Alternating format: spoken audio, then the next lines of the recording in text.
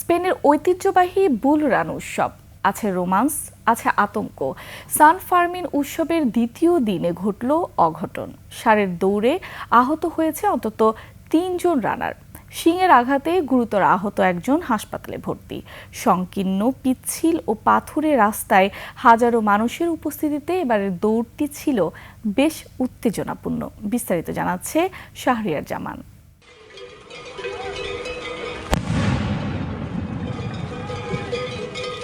বিকট শব্দে ফাটল পটকা, আর তার পরপরই খুলে দেওয়া হলো প্রধান ফটক। হুড়মুড় করে পাম্পলোনার সরু রাস্তায় বেরিয়ে এলো একের পর এক বিশাল আকৃতির ক্ষিপ্রসার। শুরু হলো চলিত বছরের সান ফার্মিন উৎসবের দ্বিতীয় বুল রান। ঐতিহাসিক শহরের পাথুরে রাস্তায় তখন তিল ধারণের জায়গা নেই। একদল ষাঁড়ের সামনে টিকে থাকতে কিংবা গতি মেলাতে মরিয়া হাজারো মানুষ। উৎসবের আমেজ নিমিষেই রূপ নেয় চরম উত্তেজনা আর আতঙ্কে। এই দৌড়ে ষাঁড়ের দল বেশ কাছাকাছি থাকায় বিপত্তি ঘটে আরও বেশি। হুড়োহুড়ির মধ্যে পড়ে অন্তত ৩ জন রানার আহত হয়েছেন, যার মধ্যে একজনকে খেতে হয় শিংয়ের গুঁতো। প্রতি বছরই এই রোমাঞ্চ উপভোগে বিশ্বের নানা প্রান্ত থেকে ছুটে আসেন হাজারো পর্যটক। তবে মাঠের অভিজ্ঞতা যে কতটা ভয়ঙ্কর তা ফুটে উঠেছে খোদ অংশগ্রহণকারীদের মুখে। পুরো ব্যাপারটা অবিশ্বাস্য আর পাগল করার মতো ছিল। শুরুতে ষাঁড়গুলোকে দেখা না গেলেও হুট করেই সবাই দৌড়তে শুরু করলো।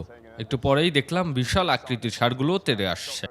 এই আয়োজন প্রতি বছর হয়ে থাকে স্পেনের এই শহরে। এটি একটি জনপ্রিয় উৎসব। সমর্থকরা এটিকে স্প্যানিশ ঐতিহ্যের একটি অবিচ্ছেদ্য অংশ হিসেবে গণ্য। অন্যদিকে বিরোধীরা মনে করেন নিষ্ঠুর ও রক্তক্ষয়ী।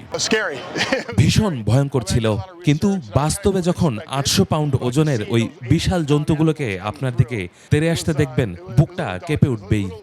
স্থানীয় জরুরি সেবা বিভাগ জানায়, আহতদের মধ্যে অন্তত একজনকে হাসপাতালে ভর্তি করা হয়। শত বছরের পুরনো এই উৎসব যেমন রোমাঞ্চ ছড়ায়, তেমনি প্রতি বছরই ডেকে আনে এমন বহু দুর্ঘটনা। তবুও পাম্পলোনার এই সরু রাস্তায় মৃত্যুর মুখোমুখি দাঁড়ানোর এই উন্মাদনা যেন কমবার নয়। শাহরিয়ার জামান, ডেস্ক রিপোর্ট, ২১ টেলিভিশন।